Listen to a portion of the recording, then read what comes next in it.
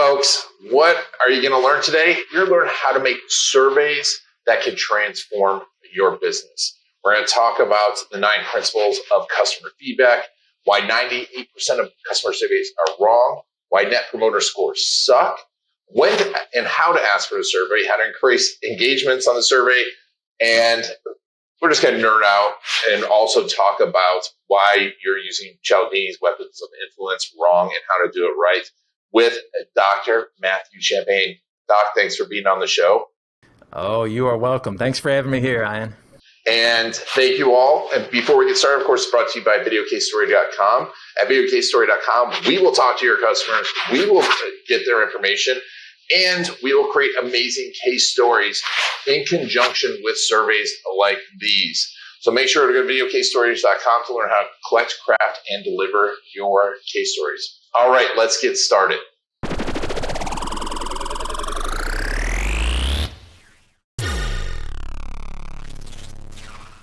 Before we get started, 96 million data points, 8,000 surveys, 29 years of research. That's a lot.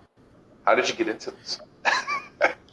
Yeah, it's well, I mean, it took me a while to kind of find my place, but because I've been in the digital marketing world maybe about 9 years or so, but it's just slowly dawned on me that so much of this is psychology. My PhD's in psychology. I taught at the university for a number of years. And so there's lots of basic research. I met Cialdini, that you had mentioned, Dr. Robert Cialdini, back in 1989 as a grad student. And he was already a legend at the time. But so it's his area, and I brought a lot of that with me, all the data I've collected. And I ran a company of my own for about 10 years and brought it to the digital marketing world. So a lot of what I talk about is old news in the universities and in other settings. But so many of the digital marketers find it new and refreshing. Like, wow, that's a great idea. And I'm like, well, I wish it was mine. It's actually, pulled from decades of psychological research. So that's what I'm trying to do, bring what we know works in the science over to folks to teach them how to sell better and more effectively and just make the whole process less frustrating. Well, and I mean, science is great. A lot of people have poo-pooed science recently, but I still believe in it. And, it's like, and I always, like to see where because there's so often in life, right, where things that we think should go one way, science proves should be the other way. And we have so many, I love talking about all these, these brain malfunctions that we have inside of us, that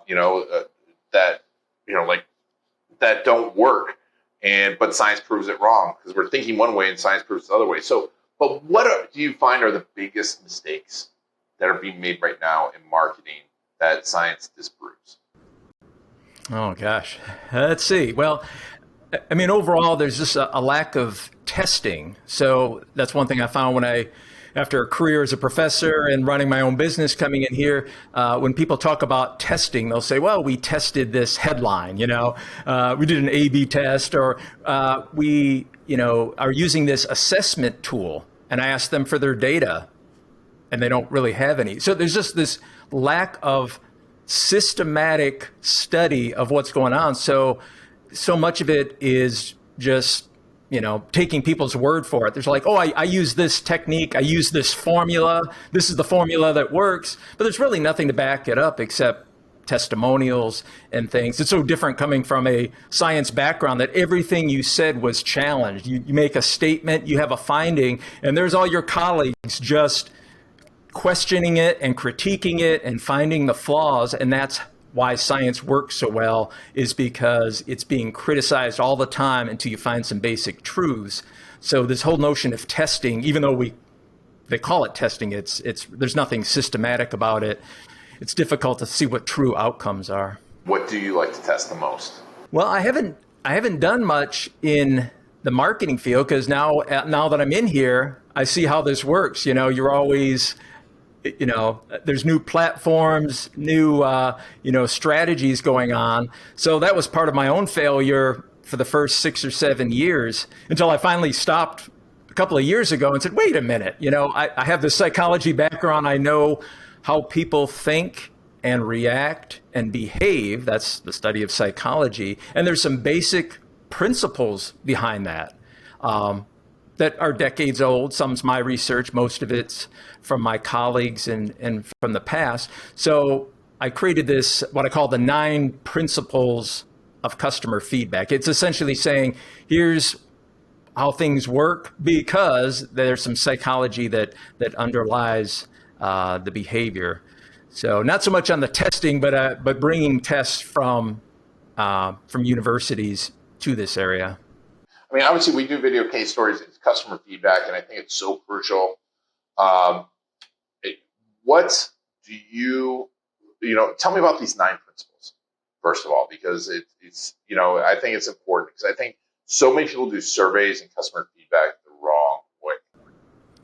Yeah, absolutely. I've reviewed and critiqued about 9,000 surveys over the years and really can count on 2 hands the number that are done absolutely correctly. And that's shocking to people because everybody, has done surveys, but we all feel the same way, right? They're annoying, they're too long, they don't ask the right questions. But there's a skill set behind it. I think that's the problem, is that it's so easy to create a survey. You pull up SurveyMonkey or Google Forms and put some questions on there, but there's actually a process behind that. There's a lot of math that goes on in surveys. So that's what those 9 principles are about, is how to set up these questions correctly so that your audience wants to fill it out. They want to fill out your surveys again and again, and that the results you'll get is actually meaningful and interpretable, which is almost never the case. And that's just been my experience over the years. Folks give me a survey to critique, or they'll give me the results from their survey and want me to interpret it. And I have to say, I can't, because the questions were so poorly worded. The mismatches between the questions and the response scale is utterly uninterpretable. And that pretty much explains about 98% of all the surveys out there, unfortunately. And so can you give me an example of that, of a poor question answer? Sure. I'll pick one that's, I don't know how popular it is now. It's been popular for a couple of years. It goes something like this. What is the biggest challenge you're facing? Okay. Utterly uninterpretable for a couple of reasons. One, the rule in surveys is you want to make it clear and specific. So when I get that question, well, greatest challenge in what? My finances, my health, my family, my business? What if my answer could have been, it's taking me longer than 3 minutes to solve the Rubik's Cube. There's my challenge. And you as the survey maker are like, well, no, that's not what I meant. Okay. So there's some lack of specificity, and also this notion of saying, what's the biggest? We never say that in surveys. What's the greatest, the biggest? Because now people have to stop and think, go, oh yeah, I got a lot of problems. How about this one? No, wait a minute. I got a bigger problem. And once you get them thinking and trying to, then you've lost them. The whole point is to get people to smooth ride right through your survey, answer every question with their gut reaction. So a better way of phrasing that is, what is one challenge that you are facing in the amount of income in your business this month? And then people are like, oh, well, I need a programmer. This client isn't paying. Responses come to mind, and that's what you want to get at. You don't want to give your folks this challenge, this obstacle course of a question. So that's just one of many, many examples. Awesome. And yeah, just so you know, you can download that 9 principles of customer feedback at matthewchampagne.com/garlic. Put a link in the show notes. If you're on YouTube, check that out below. But Matt, you did this then. You took this survey knowledge recently to help the cruise lines, correct? Yeah, that was a fun that was a dream come true, because my family and we've cruised 20, 25 cruises. We love to cruise. Always want to do some business with them.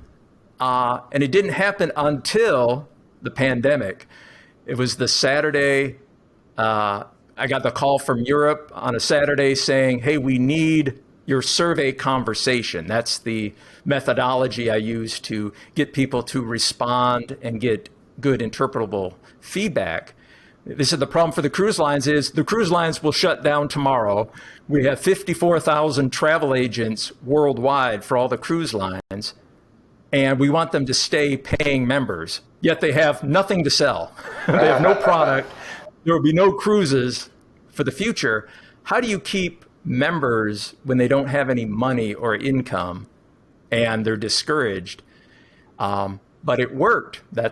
We applied the survey conversation, which is essentially asking the right questions in the right way of the travel agents in a prioritized form. And then most importantly, which is one of the principles, closing the loop, sharing the results back with them immediately. So that's the key is we'd ask a question on Monday.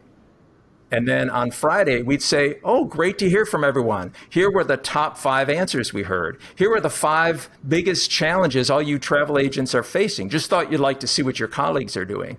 Then you got their attention. They're like, wow, my voice was heard.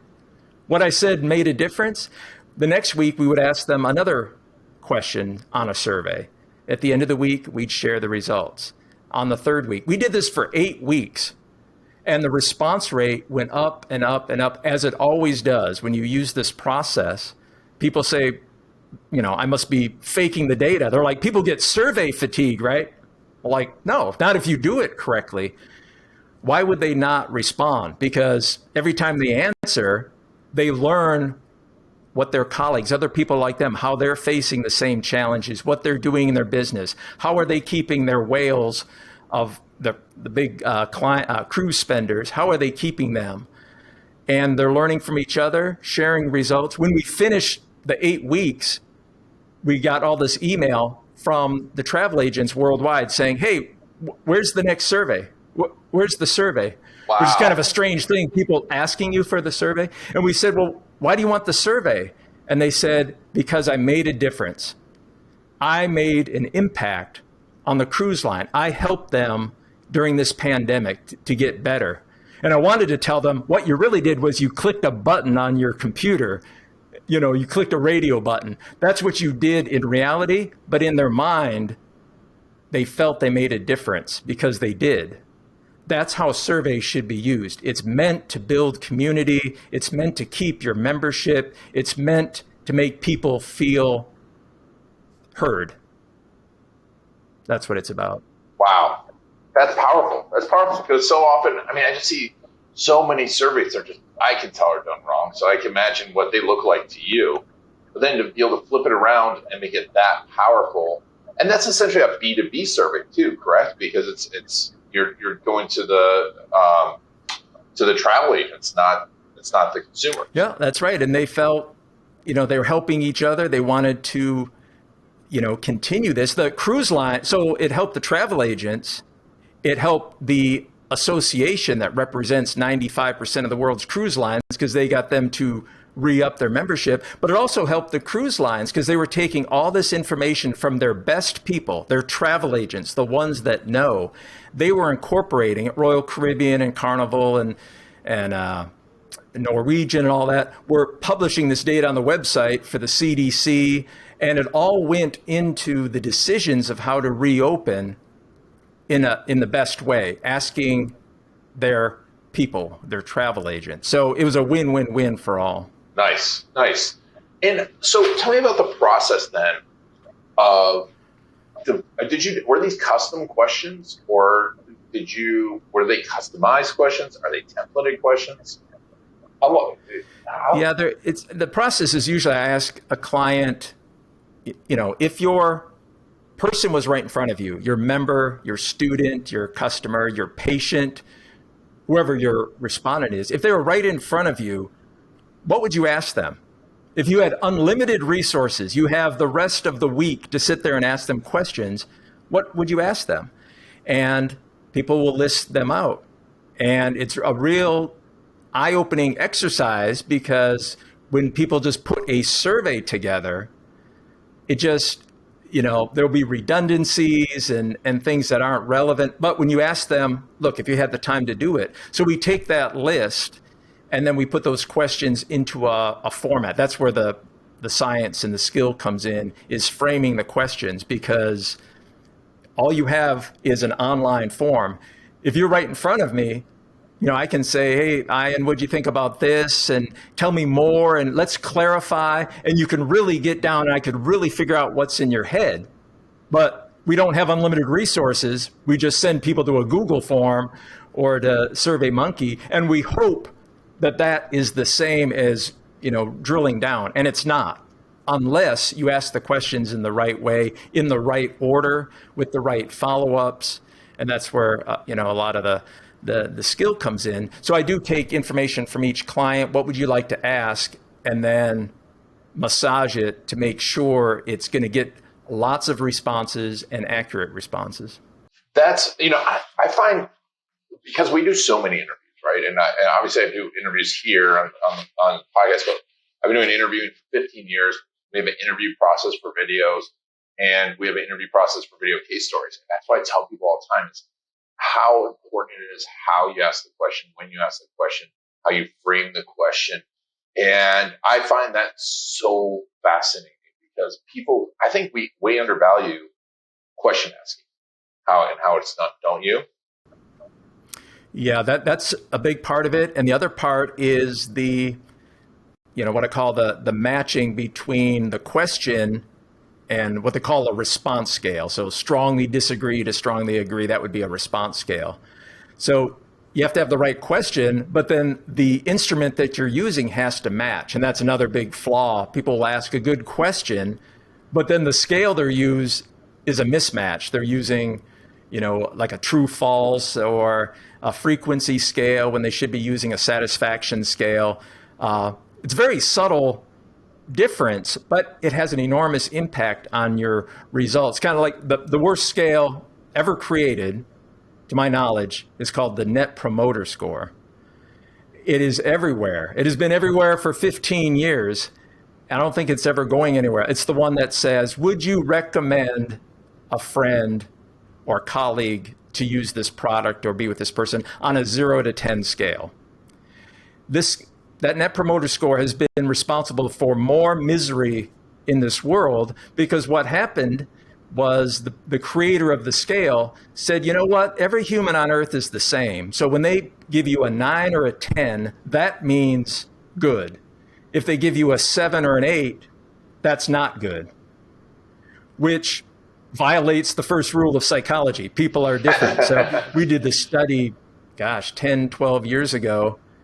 With the Net Promoter Score, we gathered about 600,000 responses, and a huge percentage of people, maybe not huge, I mean, it's probably 8 to 10%, but a significant number of people would choose an 8. So I'd ask you, what do you think of the service? And you'd say an 8. Well, that really hurts me, because an 8 gives me a negative rating. Like, I don't get promoted, I don't get a raise. And I'd ask you, well, why did you give me an 8? And you'd say, well, because 10 is perfect, right? Yeah. Only God gets a 10. Well, what about a 9? Well, 9 is almost perfect. I never give 9. So I gave you an 8. An 8 means you're great. I would recommend you to everybody. Yeah. I mean, that's how it's a mismatch, because that's what you're thinking. You're thinking 8 is great, but the scale forces this misinterpretation of it. So Net Promoter Score, one of the worst because of its rigidity and assuming everyone thinks the same, very harmful. So you have to settle that part of the survey equation as well. Interesting. And so, what about, timing of surveys too? Like you said, it's like that feedback loop, but is there a perfect time to be doing a survey? Because, decision-making is really based on timing, isn't it? Yeah, I think you've already read the 9 principles here, because you keep, referring to this. So we talked about closing the loop. That's actually principle 5. The timing is principle 3. The timing and frequency has to be addressed, just like you said. But so often, for as long as I've been in the business now, 30 years, we're always asking at the end, the vacation is over. How was it? Your flight is over. How was it? The course is over. How was it? We call that the autopsy approach. You wait till the event is over to figure out what went wrong. It wasn't acceptable 30 years ago, and it's definitely not acceptable now. So the answer is you ask the question when it can make a difference to the person filling it out. So when would I ask you about a conference that you're attending? A conference is coming up. The time to ask you is before the conference. To ask you, Ian, what would make it totally worth your time to travel to this event? Who do you want to meet? What topics would best help your business? The time to ask the questions is before the event.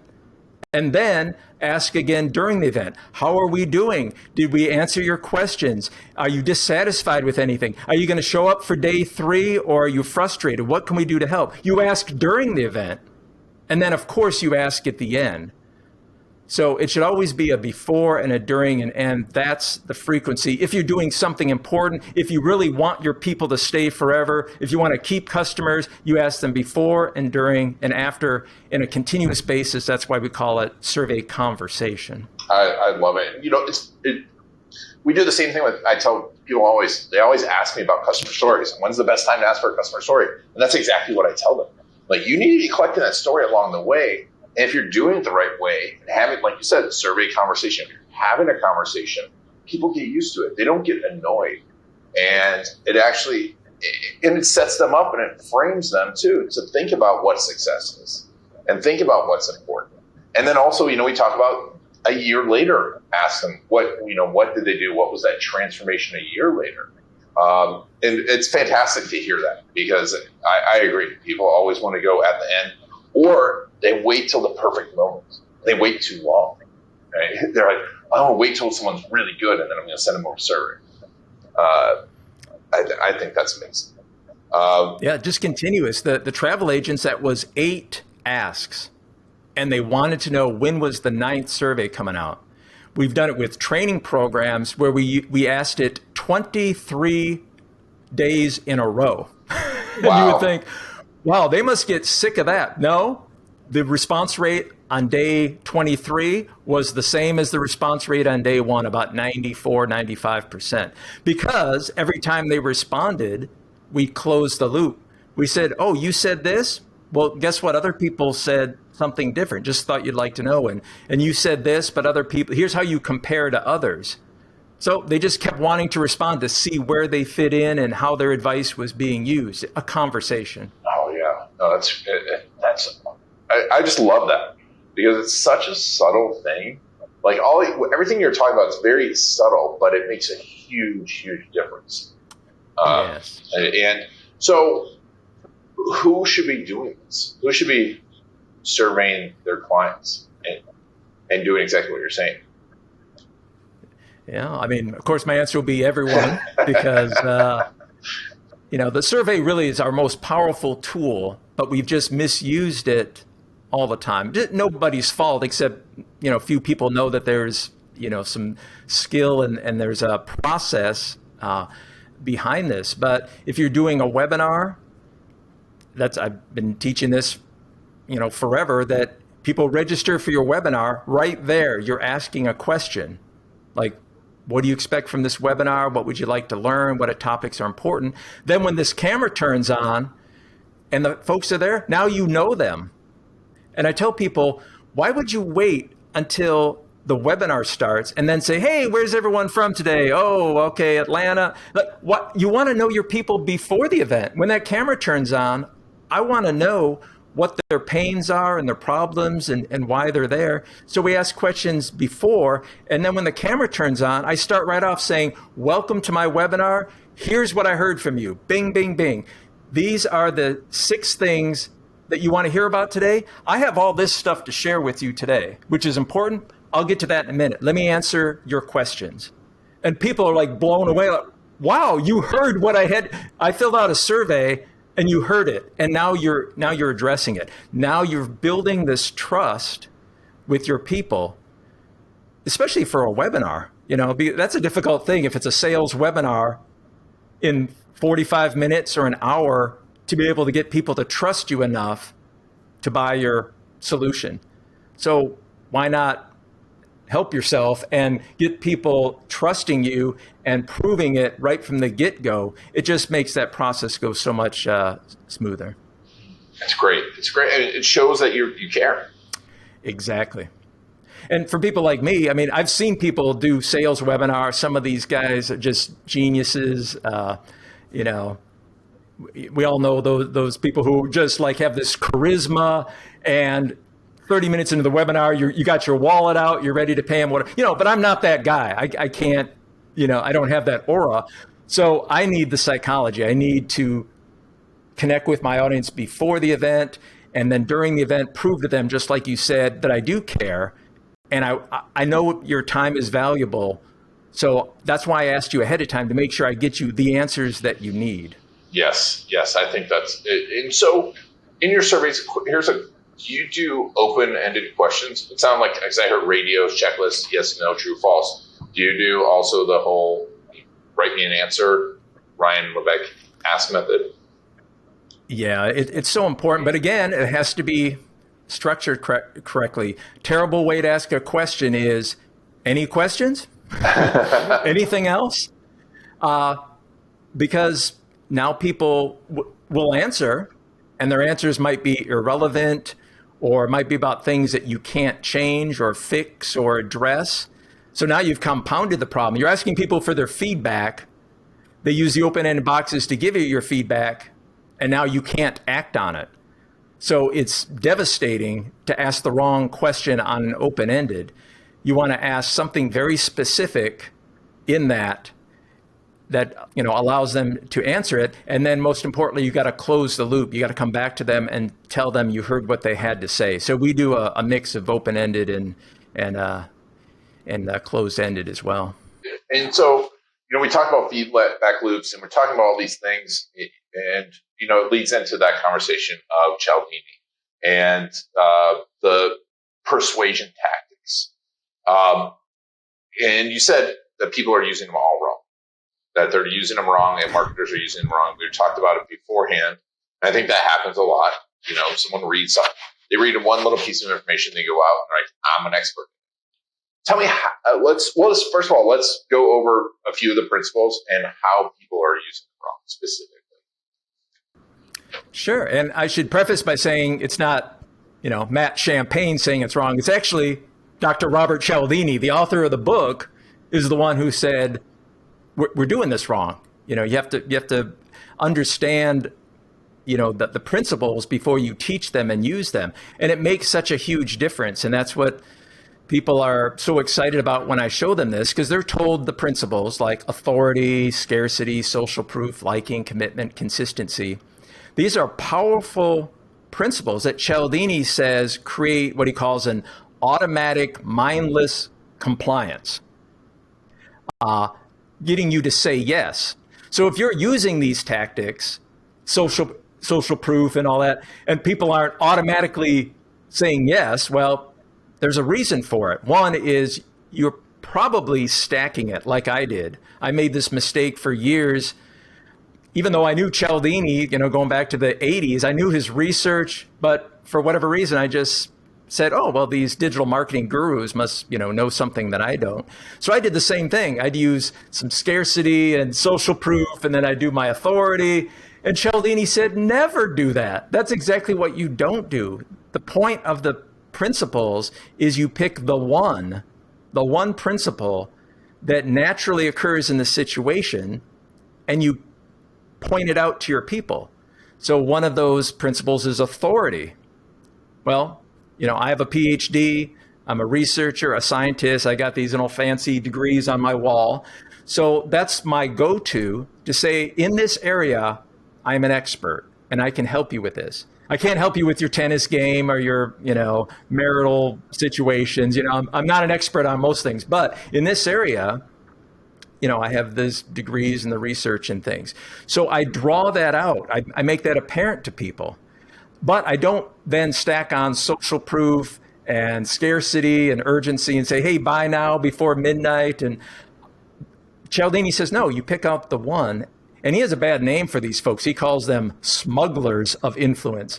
He says you want to be a detective of influence. You pick out the one salient principle that's in the situation. He said you don't want to be what he calls a smuggler, somebody who stacks authority, scarcity, social proof, liking in order, because he calls these weapons of influence.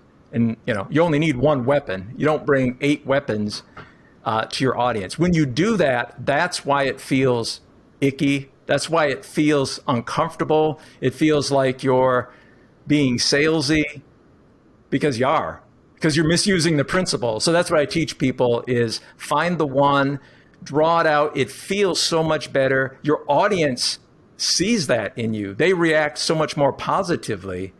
It just makes the sales process much smoother and gets you to a yes faster. Yes, that's awesome. That's great advice. And why does it feel icky? What is it? Is there like a point where we start to realize it? Why do you feel it feel not good? Yeah, I taught a course on this. The short answer is these tactics we're talking about all come from a dark age of psychology. That is, following World War II, the question for psychologists was, why did this happen? Are people just evil, or can good people be taught to do bad things? So there were thousands and thousands of studies. We call them compliance and conformity and obedience. And we brought subjects into the lab in the 1940s and 50s and 60s and had them say things that weren't true, had them give testimonials that were false. They put them into prisons, fake prisons. They did all these studies that are so heinous, we can't even do them anymore. As a psychologist, I am forbidden to do these studies that they did in the 50s and 60s, but they were done. And Cialdini took these studies and he gave them new names. He called them authority and social proof and reciprocity. It's those principles come from dark psychology. That's why they work. To get people to say things they don't believe, to see things with their own eyes and lie about it. We were able to do that in the lab, and it's from those studies that these principles are drawn. So why do they feel icky? Well, there's a deep psychological reason. You're playing with a weapon of influence that's supposed to be used lightly, like a seasoning. So when you pile them on, you're actually hitting your audience with multiple weapons that are all drawn from a dark place in psychology. So that's why it feels icky and wrong. If it doesn't feel icky, well, there's a problem because it should, from a human perspective, it should feel like not the way you'd want to be sold to, not the way that you'd want to be talked to. And it's really not how we treat people in real life. If you walked into a Target or a Walmart and we're looking at some camping gear and somebody came over to you and started using these tactics on you, like, hey, that's a great camping gear. You got to buy it. There's only 2 of them left. You got to get it now. If you get it tomorrow, it's going to be too late. It's going to cost 3 times as much. We don't use those principles. We don't use those sort of tactics in real life. But for some reason, when people are virtual and we're talking to an audience, we're told, oh, that's fine. That's how people want to be sold to. No, that's not what Cialdini said, the original author. Wow. Yeah, no, it's interesting. It's interesting that we've come to that point, and now we have to unprogram ourselves, right? And how I think it's interesting how it kind of feeds upon itself, and you see this also in diet, diet advice, right? Where it's like myths become or ideas become poorly used. And then they're more poorly used, but then they become almost like, doctrine, and it's the completely wrong thing. That's fascinating. Yeah. And you're going to be teaching a class on this, correct? And how to use it properly? Yeah, I taught a session last spring and again in the fall. So it's gone over really well because I get the reaction that I wanted. People say, wow, that's why. It makes so much sense to them. So again, just what you said, it's simple. It's not like anything complex here. You use the principles the way they're written in the book because that's based on the research of 40 or 50 years that works. So you just apply those. So I've turned that into an ongoing training and put together just in an evergreen format, lesson one, essentially. So in this evergreen, I explain just what we're talking about here. This is what Cialdini said. And then I walk through social proof, because I think that's probably one of the most commonly used influence levers to get people to say yes, is telling people about the testimonials and who's used your product, which is done wrong. Again, according to Cialdini, and it's some very fine distinctions. So I explain those to people in the training, and then I invite them to, take the full training where we cover all 8 of Cialdini's principles. Nice. And where can we get access to that training? Oh, I guess I'll put that in a link here somewhere. It's one of those complex links there, but okay. Well, yeah, if you can, I'm sure you'll email it out. So if you all sign up for the on there, the garlic, the matthewchampagne.com/garlic. We'll make sure Doc Champagne sends it to you. Well, yes, absolutely. This is awesome. So how does someone work with you? I want a survey done, or I want to improve my webinars. How do I go about working with? Yeah, I guess on the survey side for years and years, I've called it critique my survey. That sounded kind of harsh after a few years. I called it review my survey. It's mostly used by evaluators, corporate trainers, folks in big organizations where you have an important survey. You got to get it right. It might be an employee survey or a customer feedback survey, an alumni survey.